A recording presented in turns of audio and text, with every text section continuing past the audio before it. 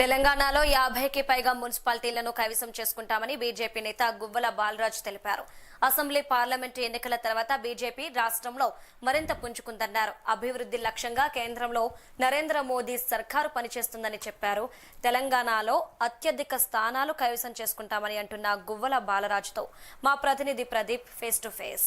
Municipal ఎన్నికల నేపథ్యంలో BJP party అత్యధిక స్థానాలు గెలుచుకోవాలన్న లక్ష్యంతో ఈ రోజు మౌనాలో భారీ బహిరంగ సభ ఏర్పాటు చేసింది. దీనికి బీజేపీ జాతీయ అధ్యక్షుడు తో పాటు బీజేపీ నాయకులు కూడా హాజరవుతున్నారు. అయితే ఇదే అంశం మీద మనతో మాట్లాడడానికి మాజీ శాసనసభ్యులు గువ్వల బాలరాజ్ గారు ఉన్నారు.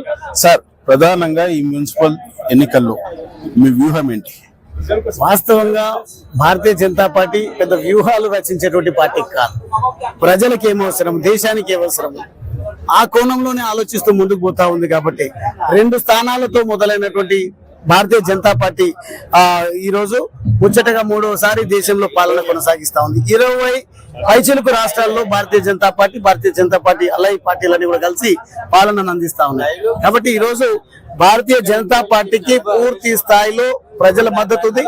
భారతీయ జనతా పార్టీ కూడా అదే విధానాన్ని అనుసరిస్తూ ముందుకు పోతా ఉంది. కాబట్టి ఎన్నిక ఏదైనప్పటికీ, అది కేరళలో జరిగినటువంటి కార్పొరేషన్ ఎన్నిక కానీ, ముంబైలో జరిగినటువంటి కార్పొరేషన్ ఎన్నిక కానీ, హర్యానా, ఢిల్లీ, మహారాష్ట్ర, పంజాబ్, మొన్న జరిగిన బీహార్ ఎన్నికలు, జరగబోయేటువంటి వెస్ట్ బెంగాల్ ఎన్నికల్లో కూడా భారతీయ జనతా పార్టీ వైపు ప్రజలు చూస్తా ఉన్నారంటే ఈరోజు నరేంద్ర మోడీ గారి నాయకత్వం, భారతీయ జనతా పార్టీ నాయకత్వమే ఈ దేశానికి శ్రీరామ రక్షగా భావిస్తున్న ఈ తరుణంలో ముఖ్యమంత్రి రేవంత్ రెడ్డి గారు ఈ ప్రాంతానికి నిధులు రావాలంటే, ఖచ్చితంగా 15th ఫైనాన్స్ నిధులు రావాలంటే ఎన్నికల నిర్వహణ కంపల్సరీ చేయాల్సినటువంటి అవసరం ఉందని చేస్తున్నారు తప్ప గెలిచే అవకాశాలు ఏమాత్రం లేవని కాంగ్రెస్ పార్టీ మొత్తానికి తెలుసు, రేవంత్ రెడ్డి గారు కూడా తెలుసు. ఖచ్చితంగా 50 పైచిలుకు స్థానాలలో మున్సిపాలిటీ కార్పొరేషన్ లో భారతీయ జనతా పార్టీ విజయడంగా మోగింది. ఏదైతే ఎంపీ, పార్లమెంట్ మరియు అసెంబ్లీ ఎన్నికల్లో బీజేపీ పార్టీకి పాజిటివ్ రిజల్ట్ వచ్చింది,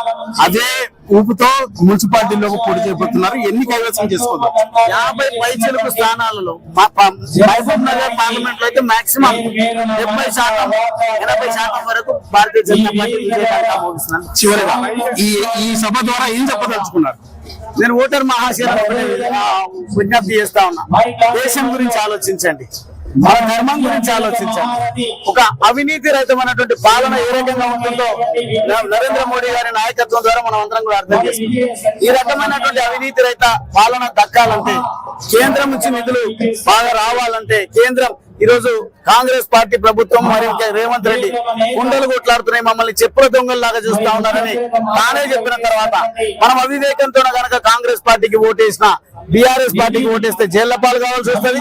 కాంగ్రెస్ పార్టీకి ఓటేస్తే మాత్రం ఈరోజు కుండలు కొట్లాడుతాయి, లేదంటే మమ్మల్ని ఎవరు నమ్మట్లేరు అనే పనికిరాని మాటలు వినుకుంటూ మన జీవితాలను నాశనం చేసుకున్నట్టు. కాబట్టి ఈరోజు మనకు ఆశాజనకంగా ఉన్నటువంటి, మనకు అండగా ఉండేటువంటి భారతీయ జనతా పార్టీని గెలిపించాలి.